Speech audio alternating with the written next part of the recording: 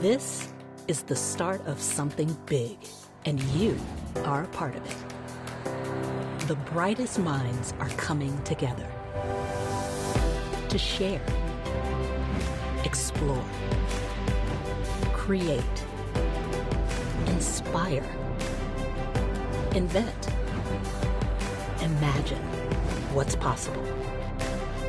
The future? It's up to us. All of us. Together, we can shape the future of business travel.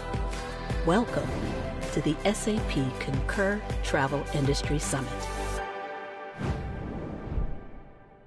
Welcome, everyone, to the second annual Travel Industry Summit. And as we all know, a lot has happened over the last 12 months. So we obviously have a lot to talk about, and we're all looking forward to a fun and informative day. Like most of you, I was an active business traveler prior to the pandemic. Then COVID hit and disrupted businesses and lives around the world. It changed how and where we work, how we manage teams, how we create and maintain relationships with suppliers and clients.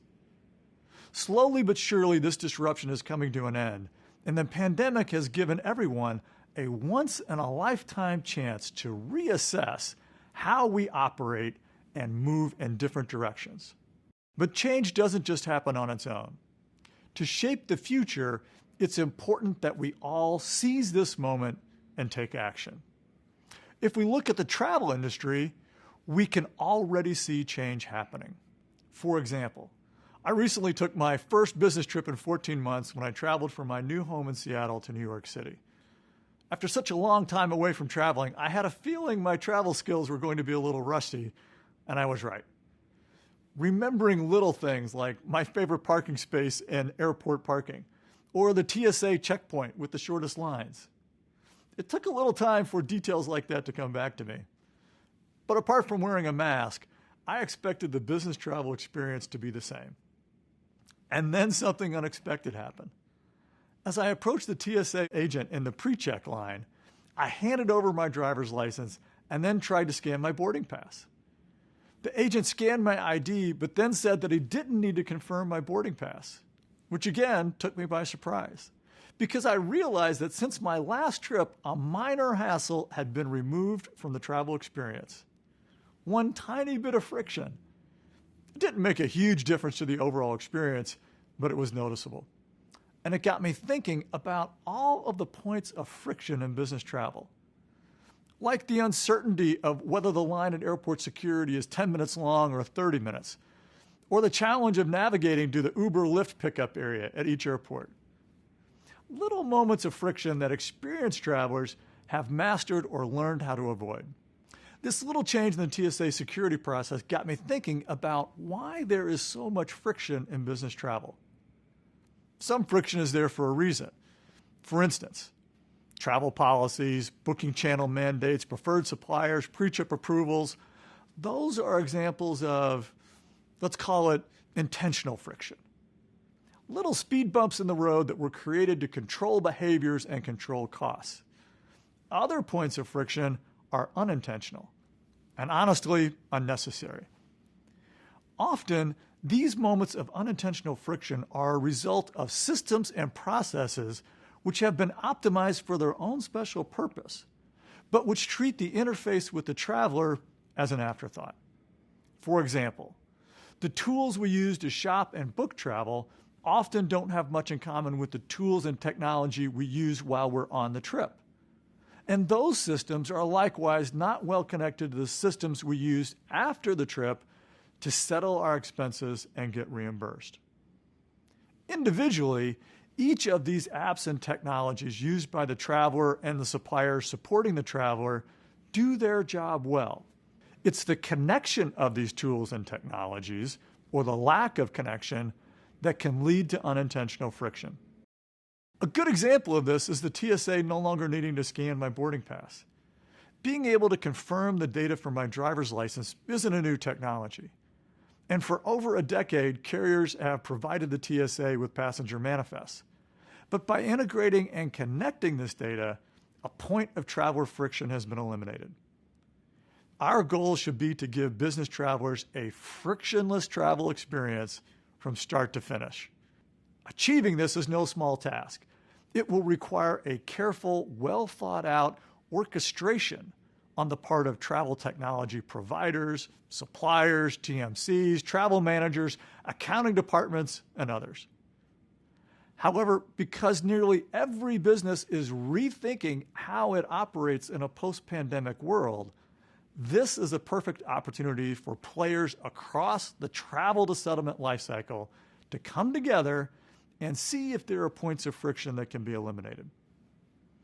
SAP Concur is in a unique position to facilitate these conversations between various industry players and get people thinking and rethinking what they can do to deliver a truly frictionless business travel experience. To explore that further, I now have the privilege of talking with top executives from JetBlue, IHG, and Lufthansa. And these conversations will get into the minds of travel experts and talk about how they're rethinking their businesses. To talk more about all of this, we'll start with an interview with Joanna Garrity from JetBlue. Well, welcome. Thank you for joining us, Joanna. For those of you who don't know Joanna Garrity, she is the President and Chief Operating Officer of JetBlue. And in that role, she's responsible for maximizing operations, ensuring customer safety, marketing, brand, managing revenue. She does all of that while helping shape the JetBlue culture and maintaining its status as one of the very best places to work. So I have to tell you, Joanna, like most people, I had to, take a break from flying during the pandemic. It was a 14-month drought. Wow. And I broke the drought. My first flight back was on JetBlue's service from Seattle to Boston, which brings me to some thoughts on the pandemic. Everyone in the industry has had to, pivot during the pandemic. What are some of the ways that JetBlue had to pivot? Apart from a number of the safety areas that we had to focus on, and then obviously making sure that financially we could survive the crisis, we saw a number of opportunities that the pandemic presented, largely around our network and how we could double down in some of the areas that we had wanted to grow for a long time, but were frankly quite congested. So we closed Long Beach and opened Los Angeles, or moved our flights to Los Angeles, and that was a great opportunity for JetBlue. We also grew Newark. So Newark today is actually larger than it was back in 2019. We also took an opportunity to open Miami. We think a great round out to our South Florida portfolio. And then I think the other big news is we also built a partnership with American Airlines. So now American and JetBlue in New York and in Boston provide a really great alternative to some of the legacy flights on some of the other carriers that exist. So really a more robust schedule as we move through the pandemic, the ability to earn and burn True Blue points and earn American points. And so a number of just great, I think, things that our business customers are going to love and our leisure customers are going to love because we've been able to grow in these areas. I think that the relationship with American is really unique in the industry. Are there things that JetBlue did as part of the pandemic response that maybe you wouldn't have done otherwise? I think some of the network changes we made, we probably wouldn't have had the opportunity to frankly do those because of the nature of some of these congested airports. And I do think the American Airlines opportunity was unique, and it presented a moment in time where it made sense for both of us to take a step back and appreciate the potential complementary nature of our network and how we could better work together. So another area that sort of came to focus, rightfully so, in the last year was diversity initiatives. And so I'm just curious, what role do diversity initiatives play in that building the culture of JetBlue? So JetBlue's always been a company that prides itself on being a diverse company. I think the challenge is most companies would probably say that. And so our focus has been, yes, we need to be out there talking about it, but more importantly for JetBlue, we need to be authentic about how we handle diversity, equity, and inclusion. And it's not just saying we're a diverse company, it's making sure our plan backs that up. So we've taken the last year to really redouble our efforts around leadership diversity. How do we provide opportunities for our frontline? We have a lot of 19,000 frontline crew members. We think education. We think careers with licensed certificates. How do you become a pilot? How do you become a technician? Get a college degree. So those are some of the areas. A diverse slate for interviewing. If you want to change your leadership ranks, you have to be patient and make sure that you find the right candidates in the mix as you're interviewing to ensure you get somebody who's from a different background or somebody who thinks differently.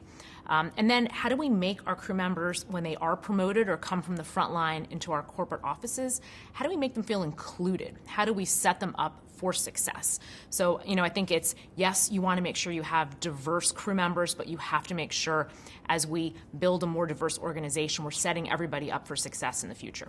So you mentioned a lot of the investments and pivots that you've made during the pandemic, particularly, with routes and new destinations.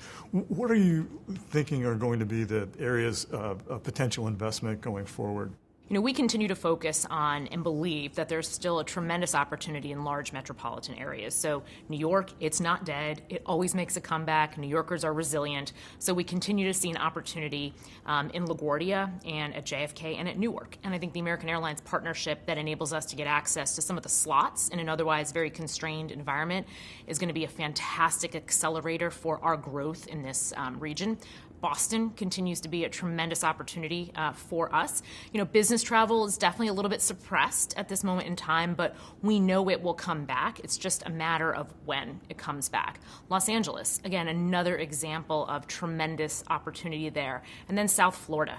Miami, we started service to Miami this year, something we've been looking at for quite some time, complements our Fort Lauderdale service and our West Palm service. So if you think about these heavily populated geographies and connecting people between those for both leisure and business, we think that's a great opportunity for JetBlue to really do what it does best, which is deliver a great experience, largely leisure, but also a product that resonates very well with the business customer.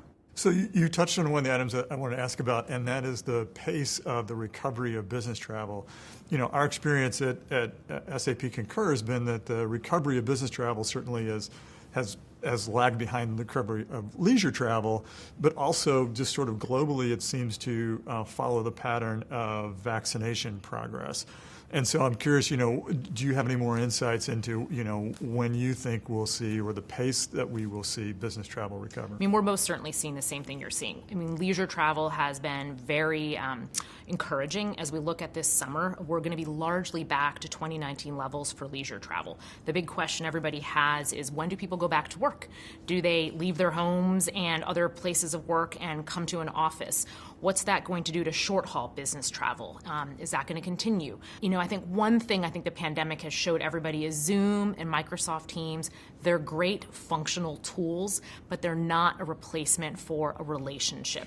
For this. That's exactly, right. Yeah, for this. exactly. And yeah. I think if you look at group bookings, some of the reasons that many people have started traveling again is to really connect with their teams and see them in person. They haven't seen them in so long. I also think the moment that somebody lands a deal or lands a new project and they were in person and the other competitor wasn't, that's going to be a resurgence to everybody needs to be in person again. So there'll be some changes. I think everybody's trying to figure out what those changes are, but we definitely think business travel will come back. It'll start coming back in the fall and then into 2022. One of the things that I talked about in the summit is this idea of frictionless travel. And by that I mean all the sort of little hassles that we experienced travelers, have sort of learned to deal with. We maybe not even pay attention to them anymore.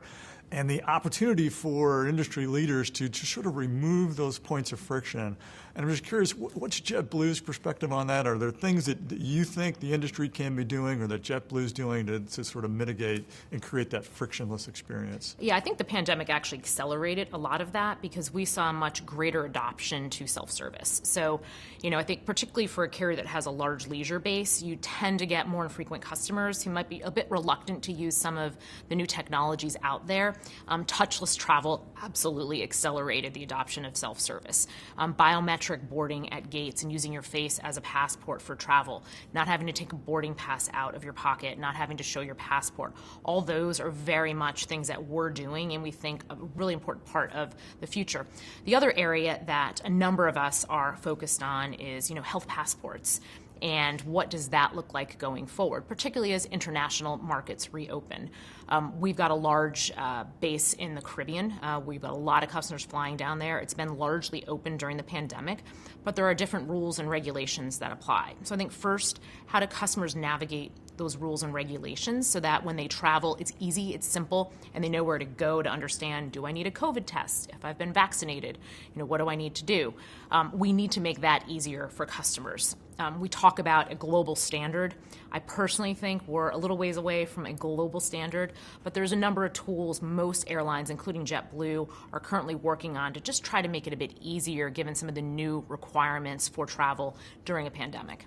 So if we look, past the recovery from the pandemic, I think the next challenge that collectively we're facing as an industry is one of sustainability. What's JetBlue's, perspective on sustainability initiatives? What are some of the things that JetBlue is doing? I think the pandemic has shown that mitigating business risk is important, and sustainability is a business risk, and it's a business risk particularly for travel. So we're very focused on achieving net zero carbon emissions by 2040. We were the first airline to have net zero carbon emissions for our domestic flying. There's a combination of ways to get there. You can offset it, or you can reduce the emissions. So our philosophy is we're going to reduce where we can and offset where we can't. Right now, sustainable aviation fuels are an area that we're very focused on, as much of the industry is. Our flights out of San Francisco are actually powered by sustainable aviation fuels, but right now the supply and demand equation isn't quite where it needs to be. So a lot of focus on that. And then as you think about offsetting, what are the right programs to be invested in that actually do offset and do it in a way that is consistent with how JetBlue wants to approach this? More fuel-efficient aircraft, another important area. Next-gen aviation. Our air traffic control system is outdated. It needs to be updated. There's a much more efficient way to fly, particularly in the Northeast corridor. So a number of areas that, frankly, are going to require the entire community of travel and airlines to work together to achieve some of these sustainability goals. So over the long term, how do you think JetBlue differentiates itself from its competitors in the industry? I think the thing that JetBlue, that sets JetBlue apart is our people. So we've got a great product. We have, free Wi-Fi, high-speed broadband. We've got unlimited snacks, unlimited drinks. We have the most legroom and the most space of any carrier and coach. We've got a fantastic Mint product in first class, lie flat seats. But other airlines can match that. We think we do the best there, but other airlines can match it. But what they can't match are our people. And, since day one, the focus has been on a people-enabled business. How do you give your crew members the right tools to do their jobs, to do it well? How do you treat them like equals? We're all crew members in this together. How do we empower them? And we think that very much carries out in the JetBlue experience. And I think when you fly JetBlue, it's different than flying other airlines. Our people are happy.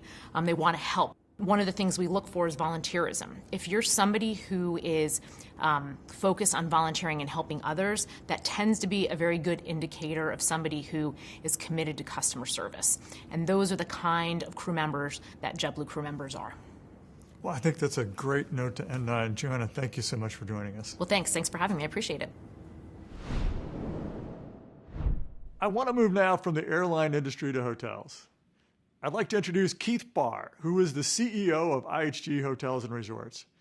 IHG is a global hospitality company with nearly 6,000 hotels in more than 100 countries. And there are a lot of familiar names on IHG's list of brands, including Intercontinental, Kimpton, Hotel Indigo, and Holiday Inn. Keith started his career in hotel operations and has more than 25 years' experience in the hospitality industry. Prior to becoming CEO in 2017, Keith held a number of senior positions across IHG and in markets around the world, including the UK, Shanghai, Australia, and New Zealand. Hi, Keith. Thanks so much for joining us today. Hey, Mike. How are you? So, Keith, I talked at the start of the summit about the idea of rethinking the future of travel and this concept of frictionless travel. And by that, I mean identifying the little hassles that business travelers experience and then removing them to make the trip as easy as possible. So I'm just curious, are there hassles that travelers note when staying at a hotel These can be big or small. And what do you think the hotel industry can do to address some of those hassles? Yeah, I think removing friction from the customer experience is one of the most important things that you're seeing happen across travel and tourism and across industries more broadly. And I often talk to our team about the role that digital can play in that is removing friction. And so understanding every aspect from when one of our customers is shopping for one of our hotels to booking one of our hotels to staying or departing, what are the ways we can remove those pain points? So strangely enough, in the past year, even though during the pandemic, we mapped out the customer journey for each of our core customer base, our corporate traveler, our leisure traveler, and really thought, what's the things that bother them day in and day out? And what can we learn and what can we take out? So simple things like all the collateral in the guest rooms, right? What's the first thing a business traveler does when he or she goes in there is gather most of it up and put it away to the side. How can we provide that content through digital, through mobile now? How can we enable digital check-in, digital checkout, paying with your mobile phone? So I think that's the future of travel, and we have to continue innovating in that space going forward. Excellent. Excellent. So, Keith, we've seen a lot of change over the last 14 months just in terms of what people and providers have been asked to do to help avoid COVID-19. And that guidance seems to have changed. For example, the concern about getting COVID from contact doesn't seem to be nearly as big now as it was a year ago. So I'm just curious, what is IHG doing to manage safety protocols amid these constant changes? Yeah, I mean, we were very, very fortunate to have some great partners to help us navigate this in the early days because we were getting, of course, guidance from government agencies. But we have our partners of Diversity and Ecolab who help us with the cleaning products and protocols, and also the Cleveland Clinic in the US, and really mapping out what do we need to do differently in a COVID environment. And that's where we designed the IHG Way of Clean, which was enhanced cleaning protocols, both for the guest rooms and the public areas, to make sure our colleagues and our customers were safe. And that served us incredibly well over the past year. Also understanding how can we have people actually have meetings safely as we move to hybrid meetings and social distancing. So we've continued to work and evolve those over the past year, and we'll continue to engage with our partners. But we've been really, really fortunate to provide, I guess, a great experience for our customers, but also a safe experience. So you mentioned Ecolab and the Cleveland Clinic. Of course, IHG is such a global company. Where do you have to turn for official COVID guidance? A number of different places. So we really want to be led by the science, and really so what's coming out of the CDC, what's coming out of the World Health Organization, and understanding what's happening in different markets. Because COVID has materialized different ways in different places. And so the way that we've had to work with local governments, local health officials has evolved and changed around the world. So in some markets, we have quarantine hotels where we're working there. In some markets, there's almost no COVID. So in places like Greater China today or Australia, things are fairly back to normal. And so we still have the right protocols in place, but personal protective equipment's not the same as in places now like the UK would be or the US. And so it's really leaning into the government, into the science to make sure that we're apprised of how things are evolving and changing. Despite the pandemic, IHG continued to open and sign properties in 2020. How has COVID impacted IHG's strategy and the expected pace for growth and expansion in the future? Yeah, our aspiration is to be one of the leading companies in this industry in terms of growth with the great brands that we have. Appreciate you pointing them out earlier on. I was amazed about last year. You think about through the pandemic, we opened up 285 hotels. We signed nearly one hotel a day last year, 360, and broke ground on 200 hotels. In the first quarter of this year, we signed over 90 hotels too. So you can really see the belief in this industry from our owners around the world, the belief that travel is going to return, that the need to connect is going to be a truism for society, and that we're going to have another decades probably, of growth and expansion in travel. So we continue to see our brands grow and accelerate around the world, and it's great to have wonderful partners that are enabling us to do that. So you mentioned earlier that in some markets things are largely back to normal. Do you want to expand on that a little bit and just tell us a little bit more about what IHG is seeing relative to the pace of recovery of travel? Yeah, I'll be happy to. Our two, I call our two bookends, China and the U.S. China is our fastest growing market in the world, and the U.S., of course, is our biggest market in the world. And what we're seeing is for different reasons. So in China, you saw that COVID was basically contained after the initial outbreak. Now trains are full, planes are full, resorts are full, groups, meetings, and events are happening, big exhibitions.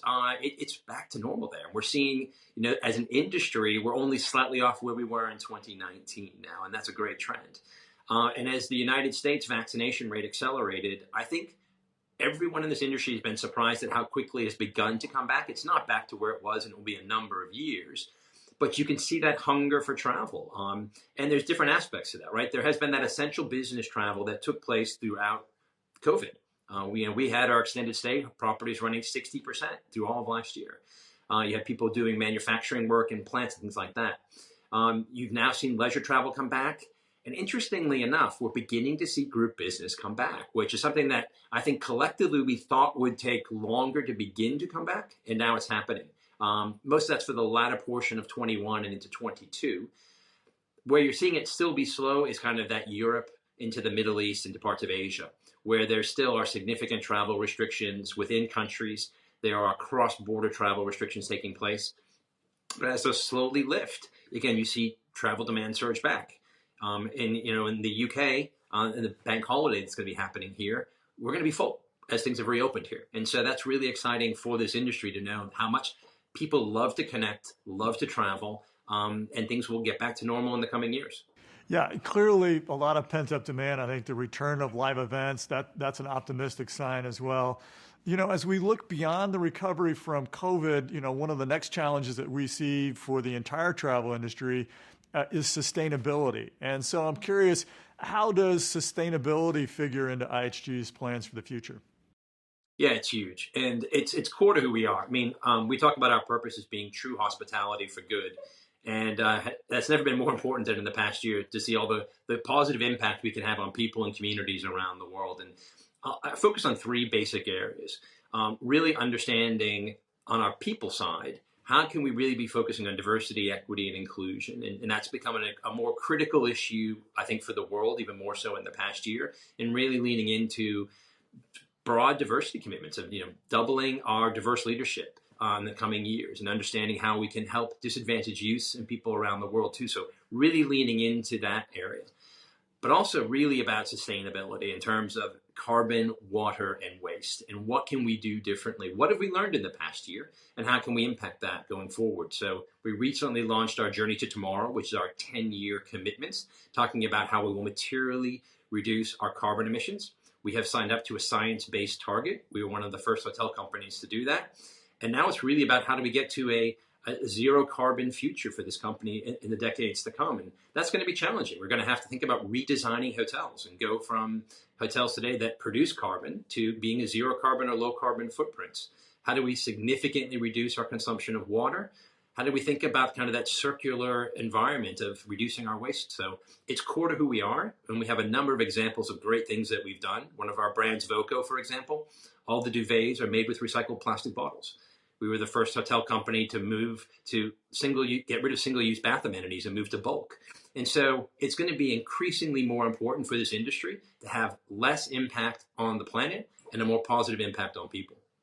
So I'll ask you one last question, Keith. Are there any silver linings that you think have come from the pandemic? And by that, I mean, positive changes to the industry or IHG that might not have happened were it not for the pandemic disruption? Yeah, it's hard to believe that anything good came out of the past year, but there are some things. I think first was understanding how we're all in this together, both, I guess, as society, but as an industry, travel and tourism. And in the past, hotel companies are competing with one another, but we recognize it's not just about hotel companies. It's about airline, it's about cruise, it's about car rental, it's about hotels, it's about all the small businesses that support us and that we help support. And working together to help get through this together, to advocate to governments to support our owners and our colleagues.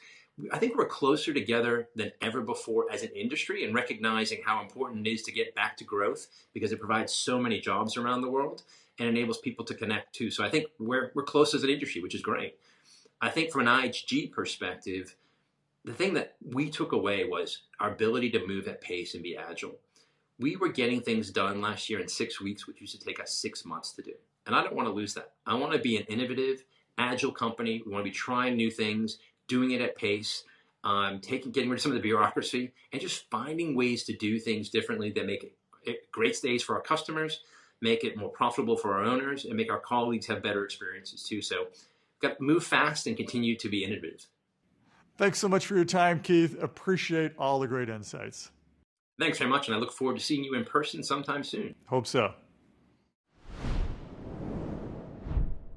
All right, let's turn our attention back to airlines. And to talk more about that, we're fortunate to have Harry Holmeister with us today. Harry has been a member of the executive board of Deutsche Lufthansa AG since 2013. As Chief Commercial Officer, he is responsible for the entire commercial value chain, from network and mobility planning, offer design, channel management to global market management for all passenger airlines within the Lufthansa Group. Hi, Harry. Thanks for joining us today. Hi, Mike. How are you doing? So SAP Concur has seen a slow but steady return in domestic travel in the U.S. International flights, however, are still lagging. So I'm just curious, how is the return to flying looking across Europe? What are you seeing in transatlantic routes? Yeah, Mike, you're rightly saying it. So your domestic is our European traffic, and our European traffic now is returning really like in a boom phase. So compared to 4 or 5 weeks ago, we have 1,000% more bookings, 10 times more bookings for the months of July and August, where people expect to have holiday vacation trips. But what we also see is really a rising demand for VFR traffic, so visiting friends and relatives, for people who want to be back in their home together with their families. And this is really good to see how fast returning back of the demand was coming. And this is something we were experiencing already several times. The moment the markets are opening up, the moment the restrictions are falling, the demand is back. The people really want to travel. And the good really message for us is they like to travel with the Lufthansa Group, with their strong brands, Lufthansa, Swiss, Austrian, and so on. So you mentioned, travel returning and some starting and stopping of travel. So can you tell us what are some specific things that Lufthansa is doing to ramp up your flight capacity? Are you doing anything to accelerate the return to business travel?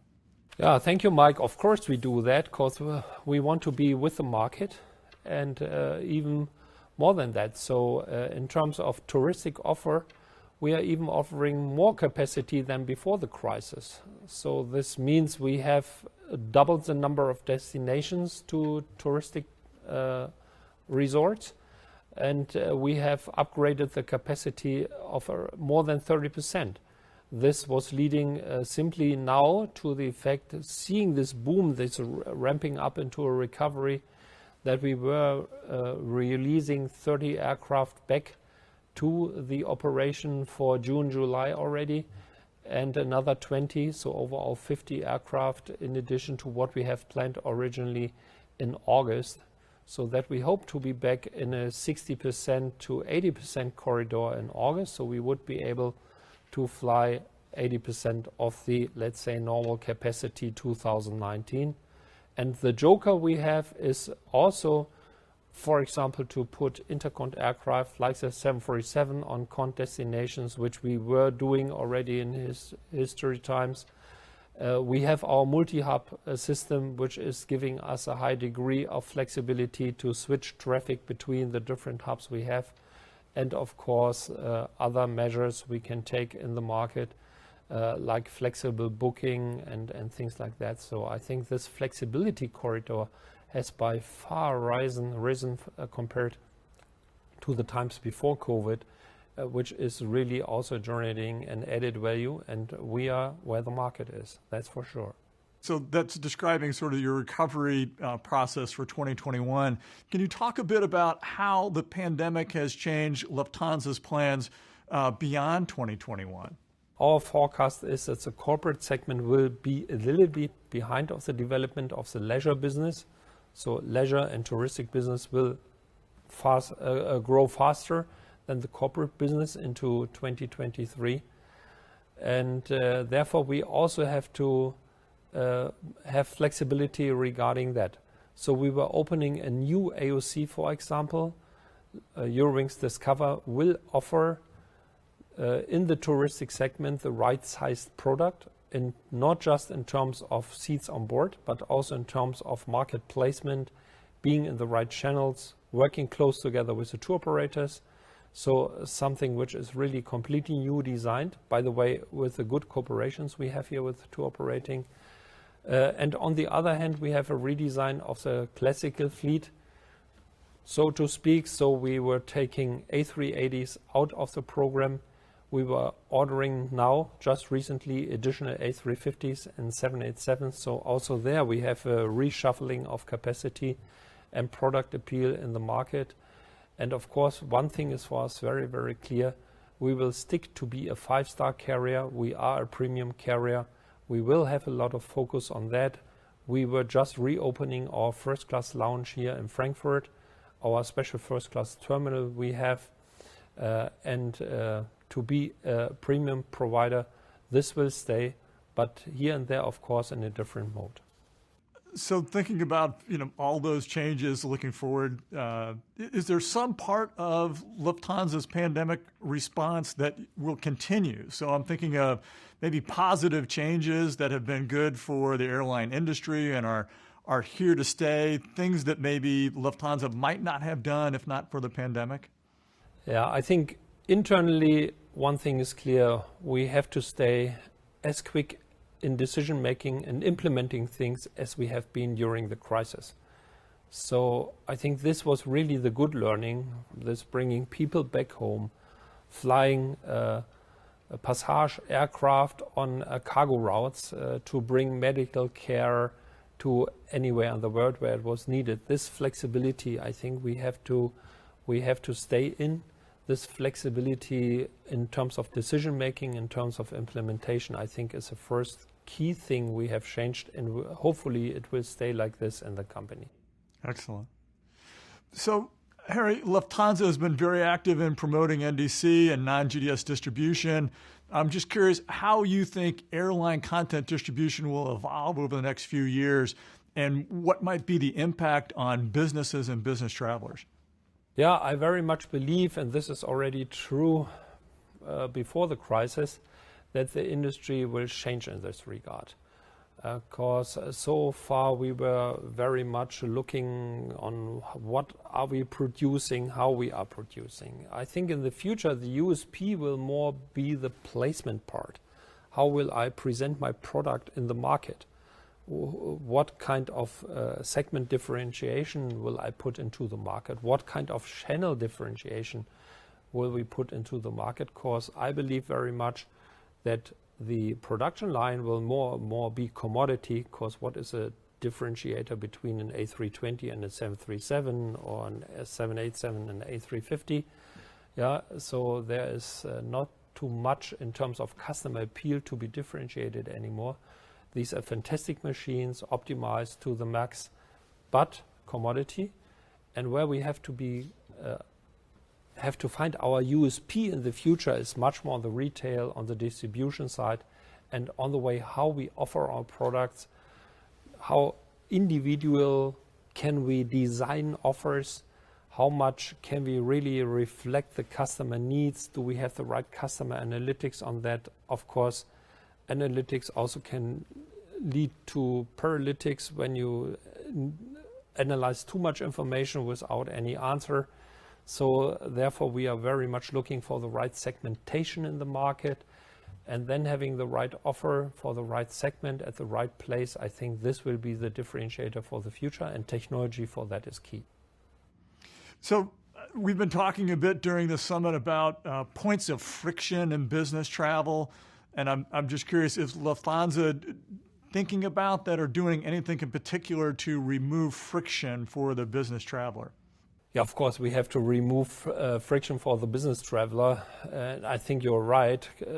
In terms of servicing, all the rule set regarding COVID-19 was horror, because we were not able to bring the offer on board to the customer as we are used to. For our crews, it was really difficult to present a meal as it was presented, wrap-packed, not individual. And also when you going through the ground process, see no lounge, no really service on ground. this was really not the customer appeal we normally produce. We are the one and only 5-star airline in Europe, and I think for us it's really dedication to be like this, and therefore it was not fun not to offer these kinds of ingredients to the customer. So what is the future way forward? Of course, we will bring back all these nice ingredients, lounges, onboard services, things like that. That's clear. But in addition to this, we have to improve the dialogue with the customer. We are a human touch industry. And therefore, we also have to be in touch with the customer. Partly technology is playing a part of that, but also the human touch factor. Don't underestimate it, still is an important factor. Secondly, it's digitalization. I think the customer is willing to do more self-servicing, to be more autonomous in the way to design the travel and to also walk through the travel process. Therefore, digitalization is really a key factor to stay in contact with the customer, to have seamless travel options for the customer, also outside the classical airline itinerary. So flying the airline itinerary, taking a bus, taking a taxi, taking a limousine, all of this, I think we have to integrate in the future in a holistic offer. And also many more things. So I think the combination of dialogue and digital technology is really a huge advantage we will see for the customer in the future. Thanks so much for joining us today, Harry. And a big thanks to all of our guests for taking time to share such valuable insights with us. It's so interesting to hear how leaders are thinking differently about the travel industry, and it's encouraging to see how shifts made during the pandemic are leading to stronger businesses, making the return to travel as frictionless as possible and giving travelers better experiences overall. Social responsibility is a core value at SAP, and it's something we take very seriously. When we have events like this, we like to stop and think about what more we can do. That's why we're using this moment to help UNICEF in its efforts to fight the coronavirus.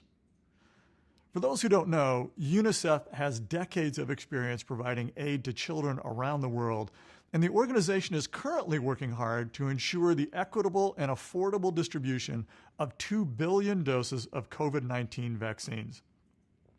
In 2021 alone, this will include 1.2 billion doses to low and lower middle income countries.